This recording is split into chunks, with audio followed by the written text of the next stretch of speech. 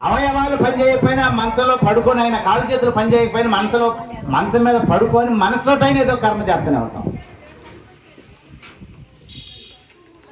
అయితే మన కర్మని బట్టి మన యొక్క జీవన విధానం ఉంటుంది. కర్మను బట్టి జీవన విధానం ఉంటుంది. మరి చేసేది ఒక రకమైన కర్మ అయ్యి మన జీవనం ఇంకొక విధంగా ఉండాలంటే ఉండదు. దానికే పరమాత్మ చెప్పాడు, పార్థ నైవేక నామోత్తర వినాశస్తస్య విద్యతే నహి కళ్యాణ కృత్ అన్నాడు పరమాత్మ. ఏమన్నాడు? పార్థ నైవేక నామోత్తర వినాశస్తస్య విద్యతే నహి కళ్యాణ కృత్ అంటే మంచి పని చేసిన వాడు ఎప్పుడు చెడడు చెడడు చెడడు బేరీ మోగించి చెప్పాడు.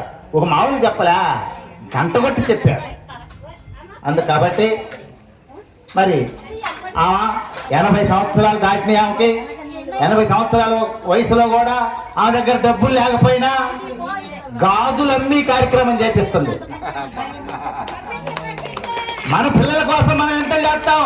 నా కోసం నేను చేసుకుంటా, నా కోసం నేను చేసుకుంటా, మన పిల్లల కోసం చేసుకుంటాం. కానీ పరమాత్మ కోసం ఎంతమందిని చేస్తున్నాం? అవునా కదా? మనం చేసింది, మనం తిన్నది మట్టి పాలు, పరమాత్మ పెట్టింది, లోకానికి పెట్టింది మన పాలు. ఇది నా అనుభవం కూడా. ఎట్లాగంటే దాదాపు 30 సంవత్సరాల క్రితం మా గురువు గారు 10 మందిని తీసుకొని మా ఇంటికి వస్తే నేను 10 మందికి బట్టలు పెట్టా. ఇప్పుడు నాకు సంవత్సరానికి 100 వస్తున్నాయి. అక్షరాలు ఇది, అబద్ధంగా ఒక్కటి కూడా అబద్ధం లేదు. ఎందుకని ఆయన నాకు వస్తాయని నేను పెట్టలా. ఏదో మా గురువు గారు ఎందుకు తెచ్చారు? నాకు పెట్టే శక్తి పరమాత్మ ఇచ్చాడు. ఆ శక్తి కూడా ఆయనే ఇచ్చాడు, అందుకని పెట్టే బుద్ధి పుట్టింది కూడా ఆయనే. మరి అట్లాగనే చేసుకున్న వారికి చేసుకున్నంత మహాదేవ. చేసింది పోదు, చెయ్యింది రాదు. ఏదైనా చెయ్యి నీ ఇష్టం. ఏం చేసినా దాని ఫలితం నువ్వే అనుభవిస్తావు. ఇప్పుడు లోకంలో జనాలు ఎలాగ ఉండాలంటే కర్మేమో ఒక రీతైన కర్మ చేయాలా, స్వార్థంతో కూడుకున్నటువంటి కర్మ, ఇతరులు ఇబ్బంది పెట్టే కర్మ, ఇతరుల్ని బాధలు పెట్టే కర్మ చేయాలి. కానీ నేను సుఖంగా ఉండాలి అని అనుకునేటటువంటి వాళ్ళు చాలా మంది ఉన్నారు. అది విషయం అర్థం కాక అట్లా చేస్తుంటాను. ఎందుకంటే నేను చేసిన కర్మ నేనే అనుభవిస్తా అనుకోవాలి. ఎందుకంటే కష్టపడుతున్నాం అనుకో, భగవంతుడి మీద పెడతాం, లేకపోతే ఇంటి పక్క వాళ్ళ మీద పెడతాం. సుఖపడుతున్నాం అనుకో, నేను తెలియగలను కాబట్టి నేను సుఖం అనుభవిస్తున్నాను, ఆనందం అనుభవిస్తాను. కాబట్టి మరి ఇప్పుడు కాలతీతమైంది. ఇప్పుడు ఆ విధంగా ఈ వయసులో కూడా కృష్ణ కృష్ణ కృష్ణ కృష్ణ అని కృష్ణుడి కోసం తపస్సు చేస్తుంది.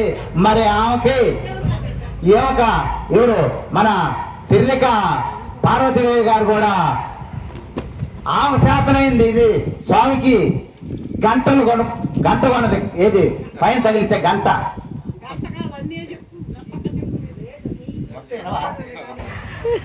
కుందులు కొన్నది, కలిసి సొంపు కొన్నది, ప్లేట్ కొన్నది, ఏది హార్ తెచ్చే ప్లేట్ కొన్నది, షటార్ కొన్నది.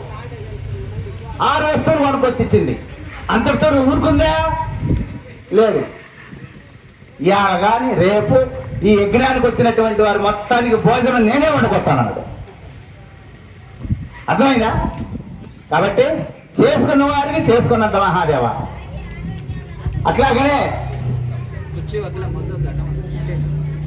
ఎవరికైనా చేత అయితే మంచి చేద్దామండి, లోకానికి చేత కాబట్టి ఊరుకుందామండి.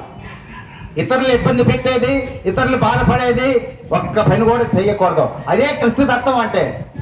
కృష్ణతత్వం అంటే ఏంది? అది పరిత్రాణాయ సాధూనాం వినాశాయ చ దుష్కృతాం ధర్మ సంస్థాపనార్థాయ సంభవామి యుగే. అంటే ఆయన చాలా మంది అనుకుంటారు కదా, ఏది తప్పు చేసిన శిక్షిస్తాడు అనుకుంటారు. అది శిక్షించడం కాదు, రక్షించడమే. అర్థమైతే, ఎందుకంటే మనకు ఆరోగ్యం బాగలేదు, డాక్టర్ గారి దగ్గరికి పోయాము, ఏం చేశాడు? ఇంజక్షన్ కసక్కని పోసాడు, సురక్క అన్నది అన్నదా లేదా? కసక్కని పడిశాడు, సురక్క అన్నది. కానీ చెప్పి పుట్టింది. ఎందుకు పడిశాడు డాక్టర్ గారు ఇంజక్షన్? మన రోగం తగ్గటానికి. అవునా కదా? అట్లాగనే పరమాత్మ మనల్ని శిక్షించాడంటే, మనకేదైనా అపకారం జరిగిందంటే మనం చేసినటువంటి ఏది దుష్కర్మని తీసేసినాడని అర్థం. దుష్కర్మని అది పరిత్రాణాయ సాధునాం అంటే ఆ విషయం అర్థం కాక అందరికీ ఏం చేస్తాడు, అమ్మో ఆయన దుష్టులు శిక్షిస్తాడు. శిక్షించడం కాదు, అది రక్షించటం. ఎందుకంటే మనిషిలో పరివర్తన జరిగితే ఇక రెండోసారి అలాంటి తప్పు చేయకుండా ఉంటే అతను కూడా ముక్తుడే, అతను కూడా గొప్పవాడేనని చెప్పి ఆర్తులు, జిజ్ఞాసులు, అర్ధార్థులు మరి 4 రకాలు ఉన్నారని చెప్పారు. ఆర్తులు ఏది, అర్ధార్థి, జిజ్ఞాసు, జ్ఞాని, 4 రకాలు. 4 రకాలు మంచివాడు అన్నాడు. ఆర్తులు అంటే ఆపద వచ్చినప్పుడు మాత్రమే ఏడుకొండలవాడ వెంకటరమణ గోవింద గోవింద నేను కిందక ఈ ఆపద నుంచి గట్టెక్కితే నేను నీ కొండకొచ్చి నిలువుగా పెడతానయ్యా అన్నాడు. అంటే ఆపద వచ్చినప్పుడు మాత్రమే పరమాత్మను తెలుసుకుంటారు. అర్ధార్థులు తర్వాత మర్చిపోతాడు అనమాట. అర్ధార్థులు అంటే వ్యాపారమో, ఉద్యోగమో, వ్యవసాయమో చేస్తా నాకు లాభం రావాలా, నాకు వచ్చిన లాభంలో నీకు 10 పైసలు ఇస్తాను, 90 పైసలు నా కుటుంబానికి వాడుకుంటారంట. వాళ్ళు అర్ధార్థులు, అందరూ మంచివాళ్ళే. మరి జిజ్ఞాసు అంటే దేవుణ్ణి చేరుకోవడానికి నేనేమి చేయాలి, అసలు దేవుడు ఉన్నాడా లేడా, ఉంటే ఎక్కడున్నాడు, నేనేం చేయాలి. జిజ్ఞాసు ఎప్పుడు జిజ్ఞాసుగా ఉంటాడు. జ్ఞాని అందులేడు ఇందు లేదని సందేహం వలదు, అందుగలడు ఇందు లేడని సందేహం వలదు, చెక్కిన సర్వోపగతుడు ఎందెందుకు వెతికి చేసినా అందం చేయగలడు అని చెప్పి అందరిలో పరమాత్మను చూడగలుగుతాడు జ్ఞాని.